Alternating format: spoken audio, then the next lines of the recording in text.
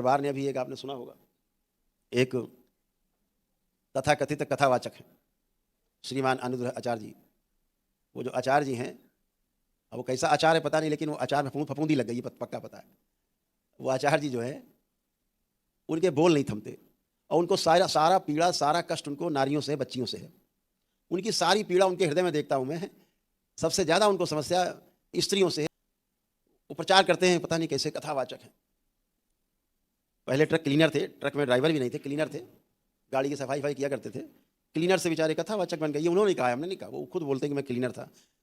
तभी मैं कहता हूँ कि सड़क में चलते रहे तो सड़क भाषा का इस्तेमाल करते, बच्चों को, बच्चियों को बोलना, गंदी बात बोलना।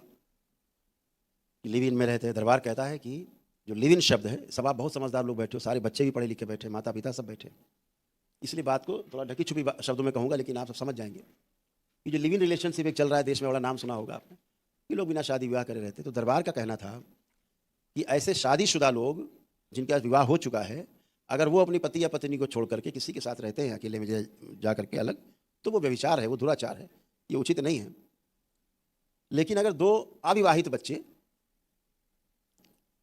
गैर शादीशुदा बच्चे, शादी नहीं हुई उनकी अभी तक, और बालिग हैं, बच्ची 18 साल से ऊपर है और बच्चा जो 21 से ऊपर है, तो उन्हें अपना वर चुनने का अधिकार है। माता पिता स्वयं उनको राइट्स देते हैं। अब आज के ज़माने में माता पिता स्वयं बच्चों से पूछते हैं शादी करने के पहले कि बेटा कोई आपका कोई किसी बाहर से ऐसा तो नहीं है कि आपसे कोई संबंध हो, मित्रता हो, आप विवाह करना चाहते हो, कोई हो तो बता दो। आजकल अक्सर पूछते हैं माता पिता, जो अच्छे माता पिता हैं वो जरूर पूछते हैं कि बेटा बता दो, पता लगे शादी की जब तय हो जाए, विवाह होना हो तो फिर आपको समस्या हो और समाज में बदनामी होना हो, तो पूछते हैं अच्छे माता पिता। इसमें कहीं कोई आपत्ति नहीं है। या बच्चे ऐसे कभी विवाह कर भी लेते हैं, बालिग हैं, और वो लोग जब बालिग हैं और विवाह कर लेते हैं तो क्या आपत्ति? डर के मारे कर लेते हैं कि मम्मी पापा ये मेरी शादी नहीं कराएंगे और हमें तो इन्हीं के साथ जीवन व्यतीत करना है। दरबार की बात केवल नहीं है, पौराणिक काल से ऐसा चला आया। माता सीता का भी स्वयंवर हुआ था, उन्हें भी अपना वर चुनने का अधिकार था। द्रौपदी ने स्वयं स्वयंवर में चुना था वर। ऐसे शुरू से चला आ रहा है, द्वापर काल में भी, पूरा पौराणिक काल में भी, त्रेता में भी, और आज भी हमारा भारत का जो संविधान है, हमारे देश का जो कानून है, हमारी देश की जो संसद है और हमारे शास्त्र भी, जो बालिग है उसको, बच्चों को अपना वर चुनने का अधिकार देते हैं। इसमें कहाँ आपत्ति, किसको आपत्ति है? लेकिन श्रीमान जो आचार्य जी हैं उनको बहुत घोर आपत्ति है कि ये बिल्कुल नहीं होना चाहिए। ये परिवार का अपना निजी जाते हैं, इसको समाज में भाषण देने के लिए नहीं है। मैं भी बोल रहा हूँ, मुझे असहज प्रतीत हो रहा है, मैं बोल जरूर रहा हूँ लेकिन असहज लग रहा है कि मैं बोल रहा हूँ, मजबूरी, क्योंकि उन्होंने सब बोला है इसलिए बोल रहा हूँ।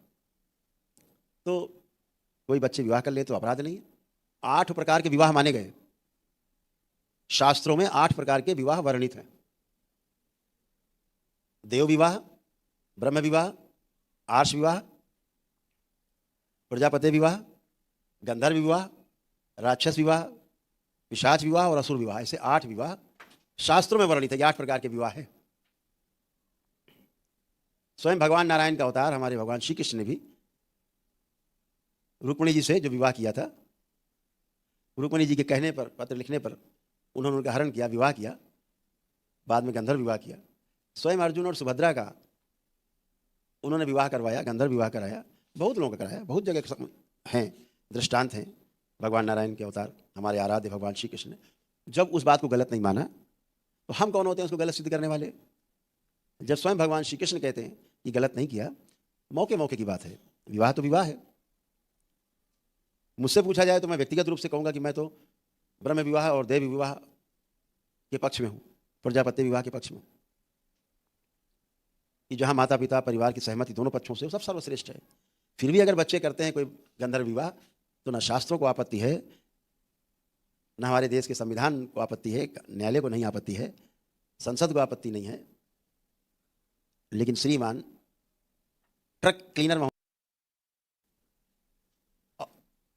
उसके लिए वो कहते हैं कि लड़कियां जब 25 साल की उम्र की हो जाती तो वो 4-5 जगह ये कर लेती, 4-5 जगह वो कर लेती, शादी के पहले 4-5 जगह हो जाती।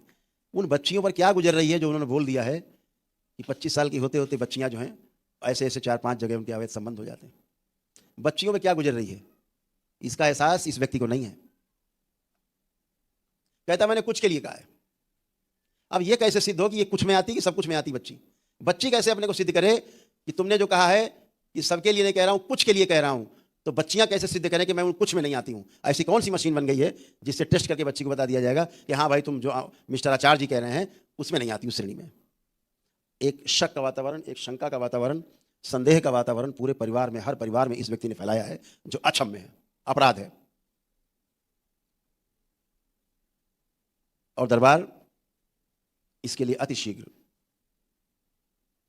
बहुत कड़े कदम उठाने के लिए तैयार है, बच्चियों के सम्मान के लिए, नारी सम्मान के लिए दरबार तत्पर है, सबसे आगे है। इनके विरुद्ध पूरे देश में इन्होंने जो तमाम टिप्पणियां की हैं, बहुत से लोग हैं जो इनके खिलाफ मुकदमे लिखाना चाहते। मैं आज से सबको स्वतंत्र करता हूं, जो भी चाहे इनके विरुद्ध मुकदमा लिखा सकता है, जिसको आपत्ति हुई हो, घोर आपत्ति, कष्ट हुआ हो। नारी सम्मान के विरुद्ध इन्होंने काम किया है, बिल्कुल इनको कड़ी से कड़ी सजा मिलनी चाहिए। ये धर्माचार्य नहीं है, एक छोटे से कथावाचक है, और ये कथावाचक के भी लायक नहीं। कथावाचक का पद बहुत श्रेष्ठ होता है। हमारे तमाम ऐसे मित्र हैं जो कथावाचक हैं, तमाम दरबार के ऐसे शिष्य हैं जो कथावाचक हैं, बाबा के शिष्य, तमाम ऐसे कथावाचक हैं जिनका सम्मान धर्माचार्यों से भी कम नहीं है। लेकिन इस व्यक्ति ने धर्माचार्यों की छवि को, कथावाचकों की छवि को सबसे ज्यादा नुकसान पहुंचाया है। और मैं तो देश के लोगों से आह्वान करूंगा कि इसकी कथा का बहिष्कार करो। इसकी कथा ना कोई सुनने जाए, ना इसको कथा के लिए कोई बुलाए, और कहीं कथा करने जाए तो इसका जोरदार विरोध किया जाए इस व्यक्ति का। जब तक नाक रगड़ के देश की नारियों से माफी ना मांग ले अपने बोले गए शब्दों के लिए, जब तक क्षमा ना मांग ले नाक रगड़ के, इस अहंकारी व्यक्ति की कथा का, हर कथा का विरोध हो, हर जगह विरोध हो। सबसे पहले इसे पूछा जाए जहां कथा करने जाए कि तुमने बच्चियों के लिए बोला है कि विवाह के पहले बच्चियां ऐसा कर लेती, वैसा कर लेती, स्पष्ट करो, हाँ या ना।